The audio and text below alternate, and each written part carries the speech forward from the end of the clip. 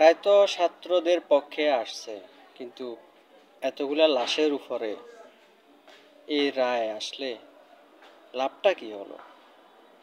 কেন আগে মেনে নিলেন না? কেন আগে এর সমাধান করলেন না? গান তো গান, একত্তরে আপনার ফ্যামিলি হারাইছেন। এখন যারা স্বজন হারাইছে এই দায়ের বার কে নিবে?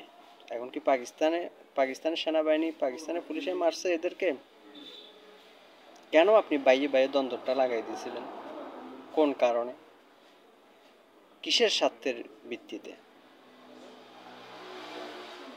আপনি ক্ষমতায় আছেন, দায়ভার তো আপনাকে নিতে হবে। কেন দেশটাকে আপনি অশান্তিতে পরিণত করলেন? কার জন্য? কার স্বার্থে? কেন?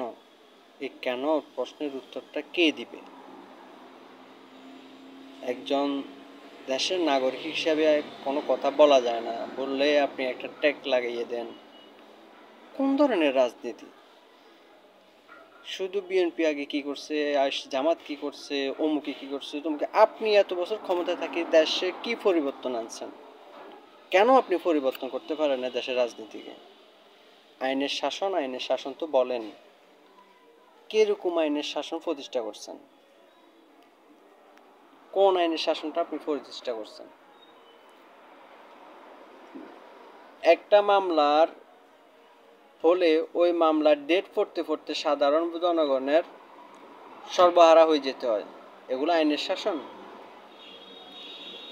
শুধু জনগণের দোহাই দেন, শুধু মুক্তিযুদ্ধের দোহাই দেন, শুধু মুক্তিযুদ্ধের চেতনার দোহাই দেন। কিসের চেতনা আপনাদের? আপনাদের চেতনা হচ্ছে শুধু রাষ্ট্রকে লুটে নেওয়া, দুর্নীতি করা। এটাই আপনাদের চেতনা। আমি শুধু যে আওয়ামী লীগের বিপক্ষে কথা বলতেছি, আওয়ামী লীগ তাও না, বিএনপির আমলেও দেখছি আমরা। যারাই ক্ষমতা আসছে তারাই দেশের লুটছে, তারাই জনগণের দোহাই দিয়ে দিয়ে দেশের লুটছে। আমি যেটা মনে করি, আমার ব্যক্তিগত মতামত যেটা, আওয়ামী লীগ, বিএনপি, জামাত, জাতীয় পার্টি, এদের থেকে আমাদেরকে বেরিয়ে আসতে হবে। আমাদের নিজের দেশকে রক্ষা করতে হলে আমাদেরকেই এগিয়ে আসতে হবে, নতুন দল গঠন করতে হবে। হয়তোবা যারা এককভাবে নির্বাচন করতেছে তাদেরকে ক্ষমতায় আনতে হবে। তবে আওয়ামী লীগ, বিএনপি, জামাত, জাতীয় পার্টি, এদের থেকে বাইরে নতুন কাউকে দেশ পরিচালনার দায়িত্ব দেওয়া উচিত বলে আমি মনে করি। ক্ষমতায় তো ছিল, সবার ক্ষমতায় তো দেশের জনগণ দেখছে। সত্যি কথা বলতে কি, দেশের জন্য এরা কেউ চিন্তা করে না, সবাই সবার পকেটেরটাই চিন্তা করে।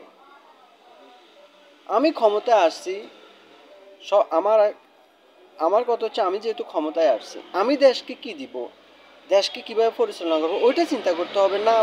ও কি করছে, ও কি করছে, এগুলা। দুর্নীতির কথা আসলো, আর খালেদা দুর্নীতি শুরু করছে, ওই এরশাদের দুর্নীতি শুরু করছে। আরে বাবারে, তুমি কি করছো? তুমি কেন বন্ধ করো নি? ক্ষমতায় থাকার জন্য তোমরা দেশটাকে এইভাবে চিনিবিনে খাবে, এটা তো হতে পারে না। তাই আমি মনে করি সাধারণ জনগণকে চিন্তার বিষয় আছে, চিন্তা করতে হবে, সময় আছে এখনো। আর না হয় ভুগতে হবে। যারা রাজনীতি করে তাদের কিছুই হবে না। যত ভুক্তভোগী হচ্ছি আমি, আপনি, আমাদের মতো সাধারণ জনগণটা।